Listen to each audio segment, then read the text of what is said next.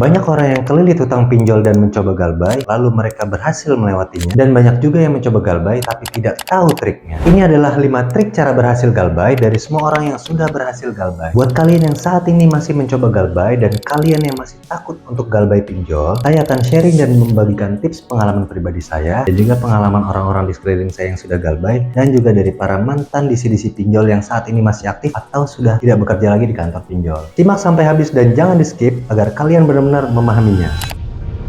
Trik pertama adalah kalian wajib menguatkan mental. Ini adalah hal yang paling pertama wajib kalian lakukan terlebih dahulu, karena sebaik apapun trik dan tipsnya, jika mental kalian masih lemah, maka tujuan untuk galbay akan tetap gagal juga. Strategi dan cara-cara pinjol paling ampuh adalah dengan cara menyerang lalu menjatuhkan mental. Jika ternyata mental kalian gak kuat dan kalah, itulah tujuan DC pinjol dan posisi mereka akan menang. Yang kalian harus pahami, DC pinjol itu adalah karyawan biasa, sama seperti kalian. Mereka mempunyai target, bahkan tugas mereka sangatlah berat. Dalam satu hari itu ada ribuan debitur yang mereka harus tagih. Maka dari itu, mereka dididik dan di-briefing sedemikian rupa dengan cara-cara yang sangat radikal, jahat, dan sangat licik untuk mencapai target. Salah satunya adalah dengan cara mengancam, meneror, hingga mental kalian benar-benar hancur. Dan ketika kalian kena mental oleh ancaman mereka, kalian akan ngerasa stres, cemas, gelisah, dan nggak tenang. Maka apa yang akan kalian lakukan selanjutnya? Otak kalian akan berpikir bagaimana menyelamatkan tubuh kalian dengan cara yang termudah, yaitu dengan cara mencari pinjaman lagi untuk membayarnya.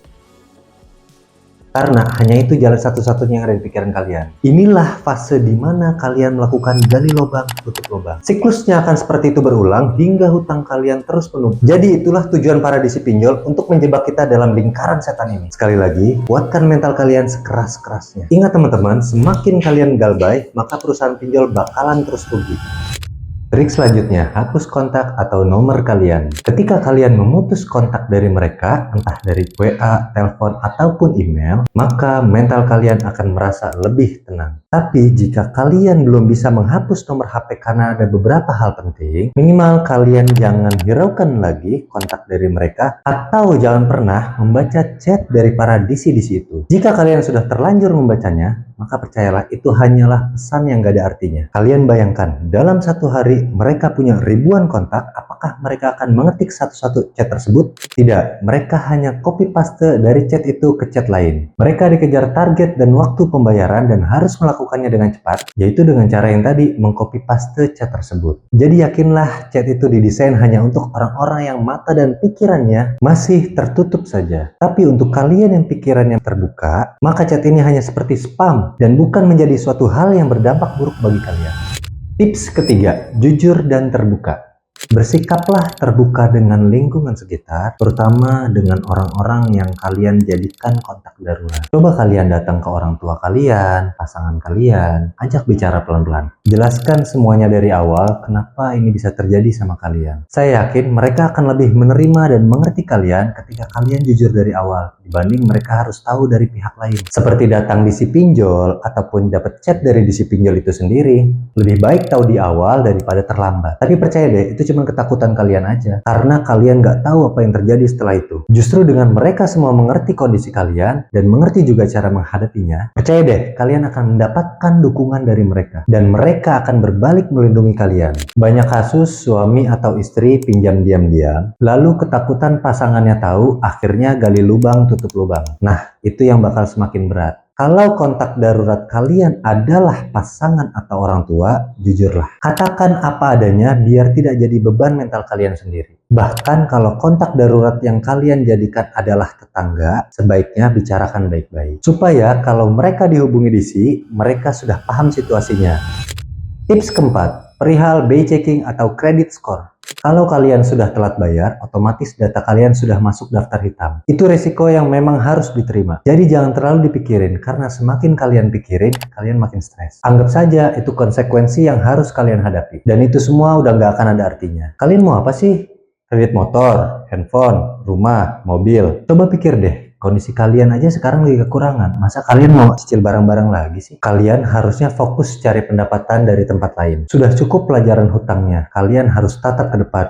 Gak usah mikirin kredit skornya dulu. Kalian bisa beli apapun ketika nantinya keadaan uang kalian sudah mulai membaik kok. Justru semakin dalam kita terjebak dengan keadaan, maka semakin sulit kita keluar dari keadaan itu sendiri. Jadi ingat teman-teman, gak usah lagi peduliin soal BI checking ya. Terserah mau hancur atau jelek, tenang aja, kalian gak akan dipenjara cuman karena BI checking kok. Tips kelima, tips dan trik menghadapi DC lapangan ketika mereka kunjungan ke rumah. Untuk tips ini ada dua kondisi. Kondisi pertama ialah ketika para DC tidak bertemu langsung dengan kita, kalian tidak harus buru-buru pulang untuk menemuinya. Namun, sebelum ada DC yang datang ke rumah, tipsnya adalah kalian briefing dulu orang-orang rumah untuk mempersiapkan jawaban-jawabannya. Beritahu orang rumah kalian bahwasanya jangan sampai ada informasi apapun tentang kita yang diberikan kepada DC lapangan itu. Contoh, ketika DC nanya kepada orang tua kalian, di mana kerjaan kita, kantor kita saat ini, jangan diberitahu. Terkadang karena orang tua kalian panik atau takut, dan akhirnya mereka memberitahu di mana pekerjaan kalian, atau alamat tempat tinggal kalian, dan nomor telepon kalian yang baru. Berilah arahan, jika menjawab DC lapangan harus dengan tegas, tolak kedatangannya. Misalnya, orang tua kalian memarahi DC itu karena datang terus.